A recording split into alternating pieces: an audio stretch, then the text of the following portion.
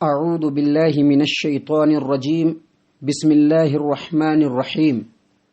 وَيَقُولُونَ آمَنَّا بِاللَّهِ وَبِالرَّسُولِ وَأَطَعْنَا ثُمَّ يَتَوَلَّى فَرِيقٌ مِّنْهُم مِّن بَعْدِ ذَلِكَ وَمَا أُولَٰئِكَ بِالْمُؤْمِنِينَ وَإِذَا دُعُوا إِلَى اللَّهِ وَرَسُولِهِ لِيَحْكُمَ بَيْنَهُمْ إِذَا فَرِيقٌ مِّنْهُم مُّعْرِضُونَ وَإِن يَكُن لَّهُمُ الْحَقُّ يَأْتُوا إِلَيْهِ مُذْعِنِينَ أَفِي قُلُوبِهِم مَّرَضٌ أَمِ ارْتَابُوا أَمْ يَخَافُونَ أَن يَحِيفَ اللَّهُ عَلَيْهِمْ وَرَسُولُهُ بَلْ أُولَٰئِكَ هُمُ الظَّالِمُونَ إنما كان قول المؤمنين إذا دعوا إلى الله ورسوله ليحكم بينهم أن يقولوا سمعنا وأطعنا وأولئك هم المفلحون ومن يطع الله ورسوله ويخشى الله ويتقه فأولئك هم الفائزون. محترم سامعین کرام، یہ سورۃ النور ہے اور سورۃ النور سے ابھی آپ کے سامنے آیت نمبر 47 سے لے کر کے آیت نمبر 52 تک چند آیات تلاوت کی گئی. معزز سامعین کرام، یہ جو چند آیات ابھی آپ کے سامنے تلاوت کی گئی ہیں، یہ آیات ایک مسلمان کی زندگی میں بڑی اہمیت رکھتا ہے. اس کی وجہ یہ ہے کہ ان آیات کے اندر اللہ تبارک و تعالی نے مومن اور منافق دونوں کا فرق بیان کیا ہے. مومنوں کی صفات بیان کی ہیں اور ساتھ ہی ساتھ منافقین کی بھی صفات بیان کی ہے. اور ایک مومن کی زندگی میں ایمان بہت ہی زیادہ اہمیت رکھتا ہے. ایمان کے ساتھ ساتھ عمل بھی بہت ہی اہمیت رکھتا ہے، کیونکہ ایک مومن اپنے ایمان اور عمل کے ذریعے سے دنیا کی زندگی کو بھی پرسکون گزارتا ہے اور آخرت میں رب تعالیٰ کی بارگاہ میں پہنچنے کے بعد بھی سرخرو ہوتا ہے اور کامیاب و کامران ہو جاتا ہے. اس کے مقابلے میں ایک منافق جو ہوتا ہے، اس کا رتبہ اور اس کا درجہ شریعت اسلامیہ کے اندر کافروں سے بھی بدتر ہے. ان آیات کے اندر اللہ تبارک و تعالیٰ نے سب سے پہلے منافقین کی صفت کو بیان کیا اور اس کے بعد یہ بتلایا کہ مومنین کی شان کیا ہوتی ہے. اللہ فرماتے ہیں وَيَقُولُونَ آمَنَّا بِاللَّهِ وَبِالرَّسُولِ وَأَطَعْنَا ثُمَّ يَتَوَلَّى فَرِيقٌ مِّنْهُم مِّن بَعْدِ ذَلِكَ وَمَا أُولَٰئِكَ بِالْمُؤْمِنِينَ. اور منافق لوگ یہ کہتے ہیں کہ ہم اللہ پر اور اس کے رسول پر ایمان لائے ہیں اور ہم نے اطاعت قبول کی ہے، لیکن اس کے بعد ان میں سے ایک فریق جو ہوتا ہے وہ اللہ اور اس کے رسول کی اطاعت سے منہ پھیر لیتا ہے. اللہ نے فرمایا حقیقی طور پر یہ لوگ ایماندار نہیں ہیں، یہ ایماندار لوگ نہیں ہیں. یعنی انہوں نے اپنے عمل سے، اپنے کردار سے، اپنے کیریکٹر سے، اپنے قول کی، اپنے بات کی اور اپنے دعوے کی تردید کر دی ہے. ان کے دعوے کے دو جز اور دو حصے ہیں. انہوں نے ایک دعویٰ یہ کیا کہ وہ اللہ اور اس کے رسول پر ایمان لاتے ہیں، اور ان کا دوسرا دعویٰ یہ ہے کہ وہ اللہ اور اس کے رسول کے حکموں کی اطاعت کرتے ہیں. اب چونکہ انہوں نے اللہ اور اس کے رسول کے حکموں سے منہ موڑ کر کے اطاعت کرنے سے انکار کر دیا، لہذا یہ جو دوسرے جز کا جو انکار ہے وہ اس کے پہلے حصے کا بھی انکار کر دیتا ہے. یعنی وہ اپنے ایمان لانے کے دعوے میں بھی جھوٹے ہوئے. اگر وہ سچے ہوتے تو ایمان لائے ہوئے ہوتے تو کبھی بھی اطاعت سے منہ نہ پھیرتے. اگر وہ سچے ہوئے ہوتے اور بالکل سچائی کے ساتھ ایمان کو قبول کیے ہوتے تو کبھی بھی اطاعت سے منہ نہیں پھیرتے. اس سے معلوم ہوا کہ جس شخص کا عمل اس کے قول، اس کے دعوے اور اس کے بات کے خلاف ہو، حقیقی معنوں میں وہ اپنے دعوے میں جھوٹا ہے. لہذا ایسے لوگ جو اپنے زبان سے اللہ اور اس کے رسول کے اوپر ایمان لانے کا دعویٰ کرے اور یہ بھی کہیں کہ ہم اللہ اور اس کے رسول کے حکموں کی فرما برداری کرتے ہیں، لیکن وقت آنے پر اللہ اور اس کے رسول کے حکموں سے پھر جائے، یقینی طور پر وہ لوگ ایماندار نہیں ہو سکتے، ایمان والے نہیں ہو سکتے. اس کے بعد دوسری آیت یعنی آیت نمبر 48 میں اللہ فرماتے ہیں، سورۃ النور آیت نمبر 48 میں فرماتے ہیں وَإِذَا دُعُوا إِلَى اللَّهِ وَرَسُولِهِ لِيَحْكُمَ بَيْنَهُمْ إِذَا فَرِيقٌ مِّنْهُمْ مُعْرِضُونَ. یعنی جب انہیں اللہ اور اس کے رسول کی طرف بلایا جاتا ہے تاکہ رسول ان کے درمیان حق کے ساتھ فیصلہ کرے، تو ان میں سے کچھ لوگ اعراض کرنے لگتے ہیں، منہ موڑنے لگتے ہیں. جب ان سے یہ کہا جاتا ہے کہ یہ جو تمہارا معاملہ ہے، آؤ اللہ اور اس کے رسول کے تعلیم کی طرف آؤ، اللہ اور اس کے رسول کے حکموں کی طرف آؤ، رسول اللہ صلی اللہ علیہ وسلم تمہارے درمیان فیصلہ کر دیں گے، تو کچھ لوگ منہ موڑنے لگتے ہیں، ادھر ادھر بھاگنے لگتے ہیں۔ اس آیت کریمہ سے کئی باتیں معلوم ہوئی۔ ایک یہ کہ اللہ کے رسول کی طرف بلانا دراصل اللہ اور اس کے رسول کی طرف بلانا ہے۔ دوسرا، رسول کی دعوت اور رسول کی طرف دعوت دراصل اللہ کی دعوت ہے اور اللہ کی طرف دعوت ہے۔ اور اسی طرح سے رسول اللہ صلی اللہ علیہ وسلم کا فیصلہ جو ہوتا ہے وہ حقیقتاً اللہ تبارک و تعالیٰ کا فیصلہ ہوتا ہے۔ اور اسی طرح سے جو شخص رسول اللہ صلی اللہ علیہ وسلم کی طرف جانے سے یا رسول اللہ صلی اللہ علیہ وسلم سے فیصلہ کروانے سے اور اس کو ماننے سے، اس کو تسلیم کرنے سے اعراض کرتے ہیں، منہ موڑتے ہیں، یقینی طور پر وہ مومن نہیں ہے بلکہ منافق ہیں ایسے لوگ۔ یہاں پر ایک بات میں آپ کو اور بتلا دوں کہ یہ جو آیت کریمہ ہے جس میں اللہ تبارک و تعالیٰ نے تمام انسانوں کو مخاطب کرتے ہوئے کہا کہ ایسے لوگ جو بظاہر ایمان کا دعویٰ کرتے ہیں اور کہتے ہیں کہ اللہ اور اس کے رسول پر ہم ایمان رکھتے ہیں، اور جب ان کو اللہ اور اس کے رسول کی طرف بلایا جاتا ہے کہ اللہ کے رسول ان کے درمیان حق کے ساتھ فیصلہ کر دیں، تو وہ لوگ منہ موڑنے لگتے ہیں۔ یہ جو حکم ہے وہ صرف رسول اللہ صلی اللہ علیہ وسلم کی زندگی کے لیے نہیں ہے، بلکہ نبی صلی اللہ علیہ وسلم کی زندگی کے بعد بھی اگر کوئی اسلامی حکومت ہو یا اسلامی مملکت ہو یا پھر کوئی اسلامی جماعت ہو، مسلمانوں کی جماعت ہو، اسلامی حکومت ہو،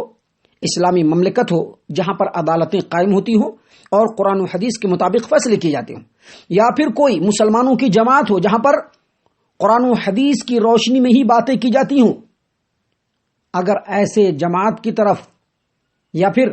ایسے عدالت کی طرف کسی شخص کو، کسی مسلمان کو بلایا جائے اور وہ اس کو اللہ اور اس کے رسول کا بلاوا نہ سمجھے بلکہ کچھ اور سمجھے اور اس سے منہ موڑنے لگے، تو یقینی طور پر وہ شخص ایمان والا نہیں ہو سکتا ہے، کیونکہ کوئی بھی اسلامی حکومت جہاں پر عدلیہ قائم ہو یا کوئی بھی اسلامی مسلمانوں کی جماعت جہاں پر قرآن و سنت کے مطابق فیصلے ہوتے ہوں اور اگر اس کی طرف بلایا جائے تو گویا اللہ کی طرف ہی یہ بلاوا ہوا، اور جو اس سے اعراض کرے گا وہ مومن نہیں ہوگا بلکہ منافق ہوگا۔ اور اسی طرح سے ہمارے مسلم سماج و معاشرے کے اندر جو اختلافی مسائل ہیں، ان اختلافی مسائل میں بھی اللہ کی کتاب یعنی قرآن کریم اور نبی اکرم صلی اللہ علیہ وسلم کی سنت یعنی حدیث رسول صلی اللہ علیہ وسلم ایک حکم کی حیثیت رکھتی ہے، جج اور فیصل کی حیثیت رکھتی ہے۔ اور کتاب و سنت کے اندر یعنی قرآن و حدیث کے اندر ہمارے اکثر اختلافی مسائل کا حل بھی موجود ہے۔ اب اگر کوئی شخص قرآن اور حدیث کی طرف جانے یا اس کا فیصلہ ماننے سے انکار کرے، اعراض کرے یا اس سے منہ موڑے، تو وہ بھی حقیقتاً مومن نہیں ہے بلکہ منافق ہے۔ یہ جو آیت کریمہ ہے یعنی سورۃ النور آیت نمبر 48، یہ مسلم سماج و معاشرے کے ایک بڑے طبقے کے لیے لمحہ فکریہ ہے، سوچنے کا مقام ہے۔ اس آیت کریمہ کے اندر جو بات بتائی گئی ہے وہ غور و فکر کرنے کا مقام ہے، کیونکہ مسلمانوں کے سماج و معاشرے کا ایک بڑا طبقہ، ان میں سے کچھ لوگوں کو جب بلایا جاتا ہے، جب ان کو کہا جاتا ہے کہ آئیے آپ ہم سے اختلاف کرتے ہیں، ہم اور آپ کے جو معاملے ہیں، ہمارے اور آپ کے جو معاملے ہیں، اس کو قرآن و حدیث کی کسوٹی پر پرکھا جائے، دیکھا جائے کہ اللہ اور اس کے رسول کیا کہتے ہیں، تو ان کا چہرہ بگڑ جاتا ہے، تیوریاں چڑھ جاتی ہیں، منہ کا مزہ بگڑنے لگتا ہے اور وہاں سے اٹھ کر کے نکل جاتے ہیں۔ کیونکہ ان کو اللہ اور اس کے رسول کا فیصلہ نہیں چاہیے ہوتا ہے بلکہ اپنے اماموں کا فیصلہ چاہیے ہوتا ہے، اپنی پیروں اور اولیاء کا فیصلہ ہونا ان کو چاہیے ہوتا ہے۔ ان کو اللہ اور اس کے رسول کا فیصلہ نہیں ہونا، ان کو اپنے اماموں کا فیصلہ ہونا، اپنے پیروں اور اولیاء کا فیصلہ ہونا۔ ایسے لوگ جیسے ہی اللہ اور اس کے رسول کا نام لیا جاتا ہے فوراً تیوڑیاں چڑھا کر کے نکل جاتے ہیں، فوراً وہ چہ بجے بھی ہو جاتے ہیں اور وہاں سے نکل جاتے ہیں۔ اور بعض لوگ ایسے ہوتے ہیں کہ اگر ان کے اختلافی مسائل میں قرآن و حدیث کی بات واضح طور پر پیش کی جائے تو فوراً کہہ دیتے ہیں کہ جو آیت آپ پیش کر رہے ہیں اور جو حدیث پیش کر رہے ہیں، کیا ہمارے امام صاحب اس بات کو نہیں جانتے تھے؟ ہمارے امام صاحب نے جو مسئلہ بتلایا ہے اس کے پیچھے بھی کوئی دلیل ہوگی، ہم کو اس دلیل کو کھوجنے کی ضرورت نہیں، کیونکہ ہم اپنے امام کی تقلید کرتے ہیں۔ اللہ تبارک و تعالیٰ نے کہا کہ جب ایسے لوگوں کو اللہ اور اس کے رسول کی طرف بلایا جاتا ہے تاکہ رسول کے تعلیمات کی روشنی میں ان کے درمیان فیصلہ کیا جائے، تو کچھ لوگ اعراض کرنے لگتے ہیں، منہ پھیرنے لگتے ہیں، ماننے سے انکار کر دیتے ہیں۔ دراصل ایسے لوگ مومن نہیں بلکہ پکے منافق ہیں۔ اور اس کے بعد مزید ان کی حقیقت کو اللہ تبارک و تعالیٰ نے واشگاف کیا، واضح کیا اور کہا وَإِن يَكُن لَّهُمُ الْحَقُّ يَأْتُوا إِلَيْهِ مُذْعِنِينَ، لیکن یہی لوگ جب حق ان کے فیور میں ہوتا ہے تو بالکل فرما بردار ہو کر کے چلے آتے ہیں۔ جب کوئی ایسا معاملہ پہنچے کہ ان کو معلوم ہے کہ یہ معاملہ قرآن و حدیث کے مطابق ہے تو فوراً قرآن و حدیث سے جو ہے فیصلہ کروانے کے لیے چلے آتے ہیں۔ اس کی ایک چھوٹی سی مثال میں آپ کو بتاتا ہوں، جو آج کل ہمارے سماج و معاشرے کے اندر بہت زیادہ دکھنے میں آتا ہے، وہ یہ ہے کہ طلاق کا مسئلہ۔ ایک مخصوص مکتبہ فکر کا شخص، اس نے اپنی بیوی کو ایک ہی مجلس میں ٹھائے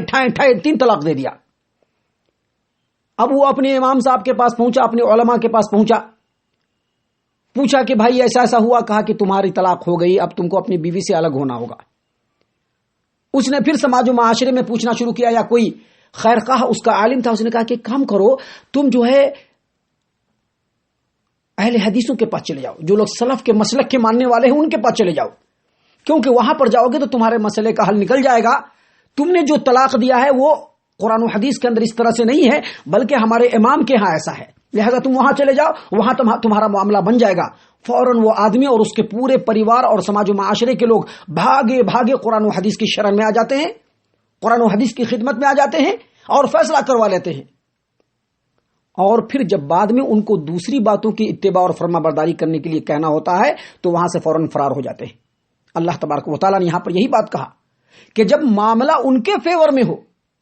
تو فوراً قرآن و حدیث کی بات ماننے کے لیے چلے آتے ہیں، اللہ اور اس کے رسول کی خدمت میں چلے آتے ہیں، لیکن جب معاملہ ان کے حق میں نہیں ہو تو بھاگ جاتے ہیں۔ گویا اس آیت کریمہ کے اندر اللہ تبارک و تعالیٰ نے واضح طور پر بتلا دیا، اور اس آیت کریمہ سے یہ بات بالکل ثابت ہو گئی کہ جس شخص کو شریعت کی وہ باتیں جو اس کے حق میں فائدہ مند ہو اس کو اگر وہ خوشی قبول کر لے، مگر وہ باتیں جو اس کے اغراض اور خواہشات اور مفاد کے خلاف پڑتی ہوں اس سے وہ منہ موڑے، یقینی طور پر ایسے لوگ مومن نہیں ہو سکتے، بلکہ یقینی طور پر یہ لوگ منافق ہیں۔ ایسے ہی لوگ منافق ہوتے ہیں، اپنے ایمان کے دعوے میں جھوٹے ہوتے ہیں، کیونکہ دراصل وہ اللہ اور اس کے رسول کی پیروی نہیں کرتے ہیں بلکہ اپنے خواہشات، اپنے اغراض اور اپنے مفاد کی پیروی کرتے ہیں۔ اللہ تبارک و تعالیٰ نے کہا وَإِن يَكُن لَّهُمُ الْحَقُّ يَأْتُوا إِلَيْهِ مُذْعِنِينَ، اگر حق ان کی موافقت میں ہو، ان کے فیور میں ہو تو فرما بردار ہو کر کے چلے آتے ہیں۔ اللہ تبارک و تعالیٰ مزید کہتے ہیں أَفِي قُلُوبِهِم مَرَضٌ أَمِ ارْتَابُوا أَمْ يَخَافُونَ أَن يَحِيفَ اللَّهُ عَلَيْهِمْ وَرَسُولُهُ بَلْ أُولَٰئِكَ هُمُ الظَّالِمُونَ، کیا ان کے دلوں میں نفاق کا روگ ہے، یا وہ شک میں پڑے ہوئے ہیں، یا وہ اس بات سے ڈرتے ہیں کہ اللہ اور اس کا رسول ان کی حق تلفی کر جائیں گے، بلکہ حقیقت یہ ہے کہ یہ لوگ خود ہی ظالم ہیں۔ یعنی ان منافقوں کے رسول اللہ صلی اللہ علیہ وسلم کے فیصلے سے منہ موڑنے کی 3 وجہ ہو سکتی ہیں۔ نمبر 1، یا تو وہ سچے دل سے ایمان نہیں لائے ہیں بلکہ ان کے ذاتی مفاد کے حصول کے خاطر وہ لوگ مسلمان ہو گئے ہیں۔ دوسرا یہ کہ وہ ایمان کا دعویٰ تو کرتے ہیں لیکن اس کے باوجود شک و شبہ میں مبتلا ہے کہ یہ جو محمد صلی اللہ علیہ وسلم ہے واقعی اللہ کے رسول ہے بھی یا نہیں، یا جو قرآن یا جو حدیث ہے یقینی طور پر یہ اللہ کا کلام ہے بھی یا نہیں، یا پھر اللہ اور اس کے رسول کو مان لینے کے بعد بھی ان کا یہ عقیدہ ہو کہ کل قیامت کے دن جو ہم کو کھڑا ہونا ہے یہ حقیقت ہے بھی یا نہیں، یا محض یہ افسانہ ہے اور من گھڑت باتیں ہیں۔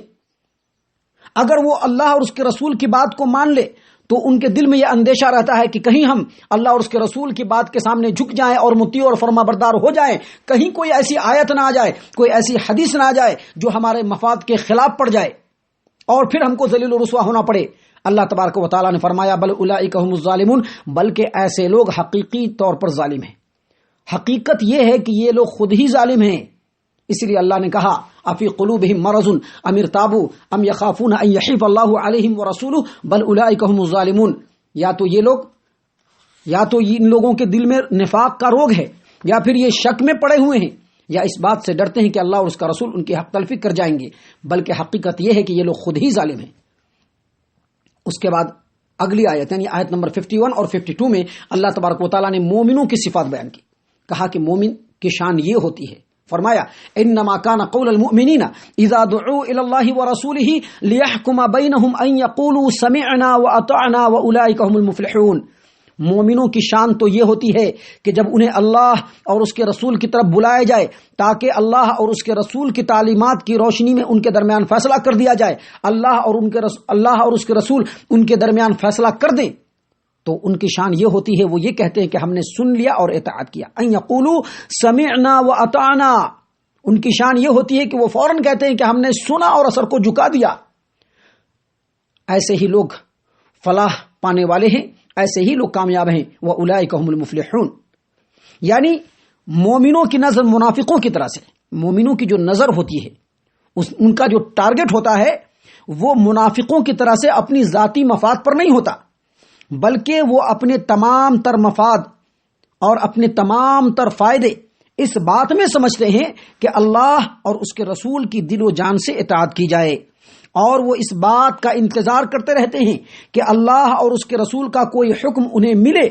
اور وہ فوراً اس کے اوپر عمل کرنے لگے اور اللہ اور اس کے رسول کی فرما برداری کو بجا لائے. ان کی خوشی بھی اس بات میں ہوتی ہے اور اطمینان بھی اسی بات میں ہوتی ہے کہ اللہ اور اس کے رسول کی اطاعت ہی اس کی زندگی کا لائحہ عمل بن جائے. جن لوگوں نے اپنی تمام اغراض کو، اپنی خواہشات کو، اپنے مفادات کو، اپنے تمام اغراض، اپنے تمام خواہشات اور اپنے تمام مفادات کو اللہ اور اس کے رسول کی رضامندی کے تابع کر دیا، اس کے انڈر میں کر دیا، ایسے ہی لوگوں کی حمایت و نصرت اللہ تبارک و تعالیٰ کرتے ہیں. وہ دنیا میں بھی اللہ تبارک و تعالیٰ ان لوگوں کو کامیاب بنائیں گے اور آخرت میں بھی ایسے ہی لوگ کامیاب ہوں گے. اس لیے اللہ تبارک و تعالیٰ نے فرمایا وَأُولَئِكَ هُمُ الْمُفْلِحُونَ. ایسے ہی مومن لوگ ہیں جو کامیابی سے ہمکنار ہونے والے ہیں، فلاح و کامرانی کو پانے والے ہیں. اس کے بعد اللہ تبارک و تعالیٰ نے مزید فرمایا وَمَن يُطِعِ اللَّهَ وَرَسُولَهُ وَيَخْشَ اللَّهَ وَيَتَّقِهِ فَأُولَئِكَ هُمُ الْفَائِزُونَ. اور جو شخص اللہ اور اس کے رسول کی اطاعت کرے، اللہ تبارک و تعالیٰ کا تقوی اختیار کرے، اللہ تبارک و تعالیٰ کی نافرمانی سے بچتا رہے، تو ایسے لوگ ہی بامراد ہے، کامیاب و کامران ہے.